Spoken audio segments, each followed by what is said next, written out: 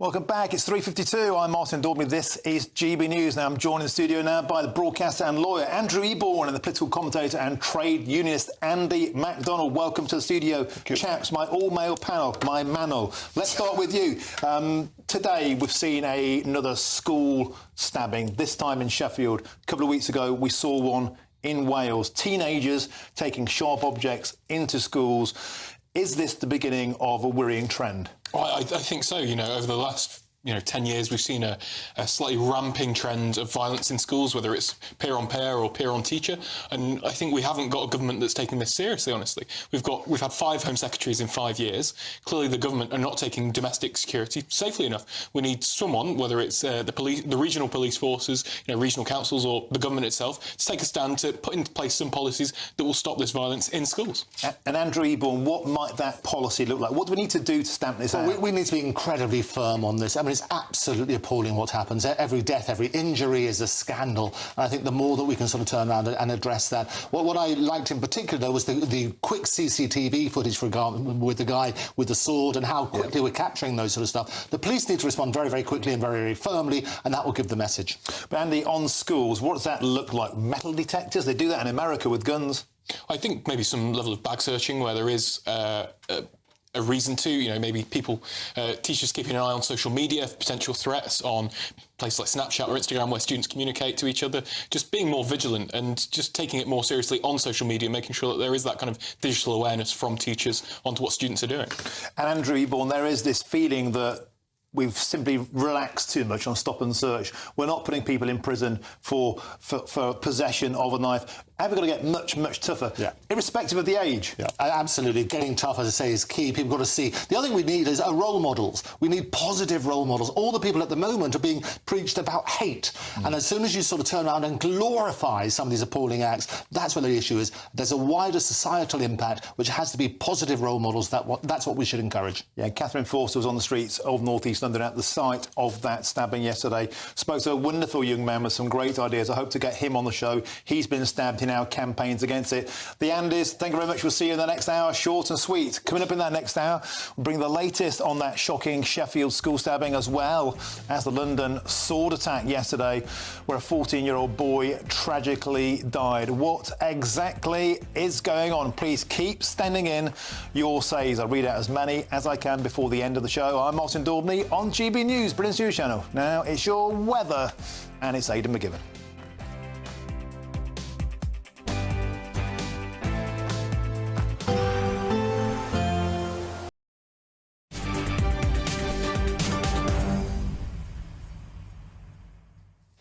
Welcome back. Your time is 4:49. I'm Martin Daubney and this is GB News. Now I'm joined in the studio by the broadcaster and lawyer Andrew Eborn and the political commentator and trade unionist Andy MacDonald. Welcome to the show. Thank you. Gentlemen. So shall we start with the student protests in America? Have we got some footage of that to show to get the debate started? I guess it's ultimately a question of what kind of community and obligation Columbia feels it has to its students. Do you want students to die of dehydration and starvation or get severely ill, even if they disagree with you? If the answer is no, then you should allow basic, it's crazy to say because we're on an Ivy League campus, but this is like basic humanitarian aid we're asking for. Like, could people please have a glass of water? So Andrew Eborn, that was a PhD student at Harvard, basically saying we're revolutionaries, we've taken over the campus, but we're a bit hungry. So we not only want free Palestine, we now want free pizza. Free pizza, free pepperoni pizza to go with your Palestinian for a wonderful alliteration.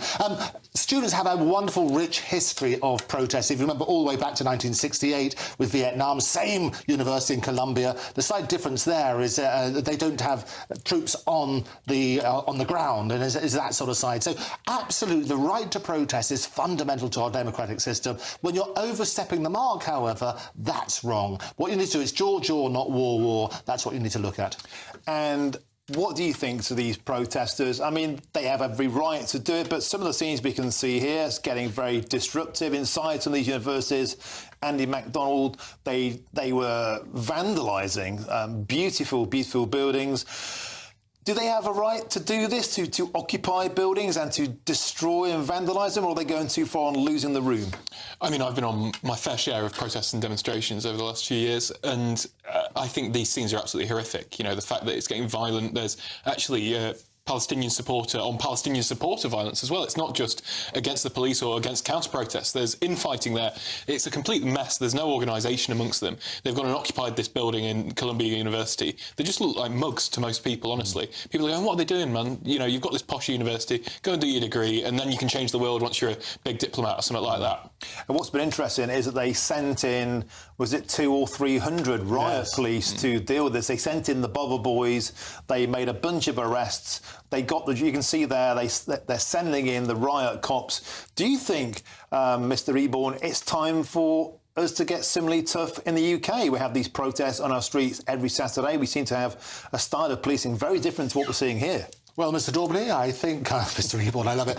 The reality is we need to crack down. When there's illegal activity, absolutely we need to be very, very firm on that, whilst respecting the right to protest. And it was all about divestment in the same way it was when we're talking about Vietnam. And as you can go all the way back to the 1930s with Nazi Germany, it's all talking about the sort of, we don't want to invest. But as soon as you get these unlawful scenes, that is abhorrent, and we need to be absolutely firm on that sort of basis. And a lot of people, Andrew, would like to see policing like this on our streets. You can see here, look, they're throwing these metal grates at the policemen. You know, if that happened at an Armistice Day parade, if that happened at a St George's Day parade, you know British police would respond like this, yet it underlines the fact, is it not, that we seem to have two-tier policing on British streets? I mean, I'm not sure about two-tier policing. I think there is some questions of the police here. They have been quite forceful in some areas. I'll leave it to the lawyers to decide whether or not they've gone over the line. But I do think that the police need to take a stronger stance when it does come to people who are being genuinely violent and are a risk to both the police and also the wider protest. You know, most of the people who believe in the self-determination of Palestine, I believe in the self-determination of Palestine. I look at these and I think, guys, what are you doing? You know, you're just ruining the cause. And I think most people will look at these and think, wow, this is just a mess, a disgrace, really.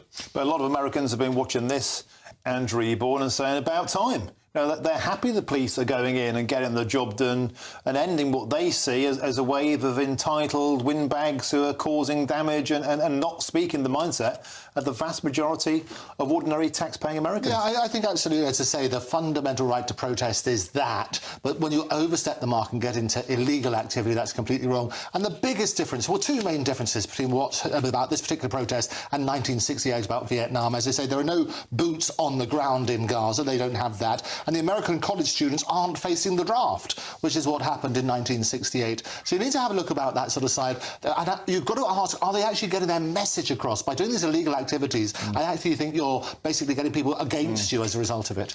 And Andy, do you think that scene where she asked for a slice of pizza and a drink is just almost funny? Oh, it's just completely out of touch, isn't it? Yeah, we're going to go and illegally occupy your building, but please, food. It's just like, come on, guys. Like, you should have at least brought it with you if you're going to try and stick out there for much longer. I mean, it's just an embarrassment. OK, thank you very much, gentlemen. We'll join you again in the next hour. Andrew Eborn and Andy MacDonald, always a pleasure. Now, loads more to come in the next hour, including a crucial update on the government's plan to stop the boats. Do you believe they will ever do that? Operation Vector is its name. 800 immigration officers is its game. Will it do the job? I'm Martin Daubney on GB News, Britain's news channel. But now it's time for your weather, and it's time for Aidan McGibbon.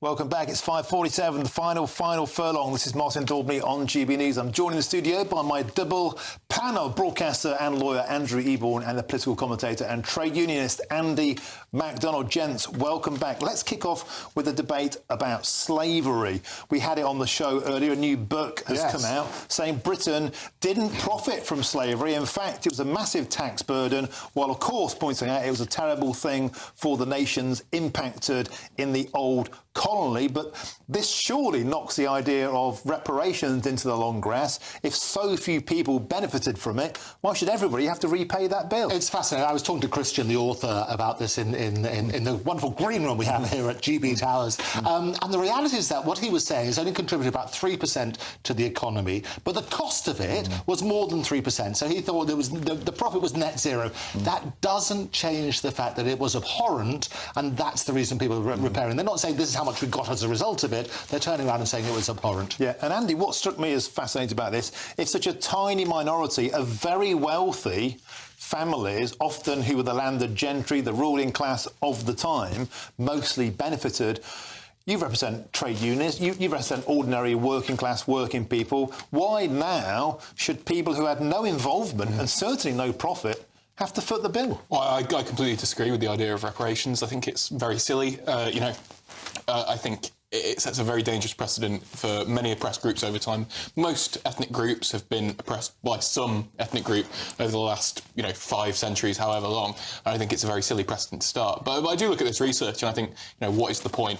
What does this research do for anyone? Debating whether it was a profit or you only just, broke even with slavery. I think it's a very silly discussion to have when it was an abhorrent thing for the African nations that were enslaved. I think it's just a silly discussion to have. I don't know why he's doing this research now. There are more important things that the IEA, I'm sure, could be doing. But what was interesting, just on one point, just imagine if they made a loss. What do? We go inside and say, pay us some more money because we made a loss as a result of it. It doesn't make sense. What Christian was also saying, and this is not new. People have been talking about this since the 80s and so on and so forth, but he's now shone a spotlight on it. Kemi's come out and in support of the book on that sort of basis. So it is interesting. Shine a spotlight on history, but make sure we learn the lessons. It was an abhorrent trade, and that's the thing we should learn. Yeah, I don't think anybody is in favour of slavery in any side of this debate, but what Kemi Badenoch makes the point of is often we hear that slavery was the bedrock, the driving force. Without it, the United Kingdom would not have been the international powerhouse of the Industrial Revolution that it was. Kemi Badenoch and this report points out, in fact, British ingenuity and industry and free markets and that get-up-and-go spirit was the true driver, not taking and plundering from African or third world nations. Well, I disagree with that premise. I think, the slave trade, although they may have only just broken even, it did set up the infrastructure and the framework for the other trades across that kind of African-American triangle. You're looking at silk, looking at crops, those kind of things. It did set up the infrastructure for Britain to push forward into the Industrial Revolution. So it may not have been directly slavery, but it was the consequences and the fallouts from slavery that did push it forward to the Industrial Revolution. But the biggest driving force was British ingenuity, which we must celebrate. We punch way above our weight and continue to do so in things like my pet subject, AI, where we're champing around the world. So absolutely all praise to British ingenuity. I think Anthropic are doing excellent things here. They're based here in London. I think they are taking the fight to, open AI on AI, but, that's another discussion. Do you think under a potential future Labour government, Andy MacDonald, this conversation might come back? There are a few people within the Labour Party that seem to think reparations is a good idea. I don't think it will. I think Keir Starmer's made his position quite clear. This isn't a conversation he's interested in happening. He's going to push on and fight for what the British people really deserve, which is a functioning government, a functioning economy and functioning foreign relations. OK, let's get on now to the most important question in the nation, Andrew Eborn. Yes. What makes the perfect bacon butty? I'm astonished it came out. I think it's wrong. They toast their bread. I love seeing Michelle on earlier when she said the perfect bacon butty is one which doesn't have bread and doesn't have bacon. And what was that about? I think the best one is actually an LGBT sandwich, which is lettuce, G is guacamole, which is like avocado, B is your bacon, and your T is your tomato. I love that sort of stuff. Maybe a bit of cheese, but toasted is good. Also today, it's just been reported they've done a new bread which tastes like white bread, but it's got all the good stuff in it now. Scientists have, the boffins have helped make the better sandwich. I'm very good. Your LGBT sandwich didn't have the Q plus on. I could do that. That conversation was going elsewhere. Andy, what about you? When we talked about toasted bread earlier, you also blanched. Oh no, it's absolutely ridiculous. The crunch is meant to come from the bacon, not from the bread. I'm a simple guy. Classic white roll, bit of butter, bit of bacon. A roll, happy days. not sliced. No, I like a roll. I think it adds a bit of texture that you wouldn't get from bread. Now, I know that you're a trade unionist and you work for the Labour Party as well. Do you like this kind of soda bread? You know, this kind of modern Ponzi bread? God, no, it's horrible. I'm a bit of a bread aficionado. I'm a fan of a plaited brioche, if I'm honest. I know that's a bit middle class. Do you have bacon in a plaited brioche? No, you wouldn't. You'd have it with butter, with a bit of jam, but no, I keep it simple. What about this one on your screen here, fellas? That's quite... See, for me, that's too overdone, that too bacon. woke, that's woke. No, I like a bit of crisp. You want to play with your senses, with your taste buds, so you want to have the crunch, you want to be able to have the other bits and pieces. So I think you're right, you have the hot bacon and the cold bread. That works in an interesting way. That was a sourdough bread, which I believe is simply a way of taking money off the middle classes. It rips your palate apart, it's overpriced, and there's no butter on it. Hey, you've got to have butter. No, you have to have butter because it melts and that sort of. I also think you have to have ketchup, because I think... But also, the best way of enjoying your bacon sandwich is how you like it. Telling people how to eat a bacon sandwich is the worst thing we possibly do. You're a southerner, you like Tommy K. I'm assuming you're from Nottinghamshire, you're a brown sauce fella. I am HP all the way, man. Same as me. Now, this fella, he said no sauce. He said no brown, no red, just butter, toasted, keep it simple, and the bacon has to be back bacon. Final question, plain or smoked? Smoked. Plain or smoked? Smoked. We're all three smokers. Superb stuff, and that's it for today. Thank you very much for joining us, Andy MacDonald and Andrew Eborn. Great fun end to the show, and I don't know about you, I'm absolutely Hank Marvin. We've covered all sorts of topic. You got that one. That's a joke of a certain vintage, shall we say. Now, I'll be back tomorrow, 3 till 6 p.m, but coming up after this, of course, is Michelle Dewberry, who earlier on said a perfect bacon sandwich contains no bacon. I'm in a state of shock. I cannot believe it. I had her nailed down as a bacon butty lass all along, and she doesn't even like any sauce. Astonishing. Anyway, that's enough from me. I'm getting very hungry. Let's move on now. It's time for your weather, and it's Aidan McGibbon.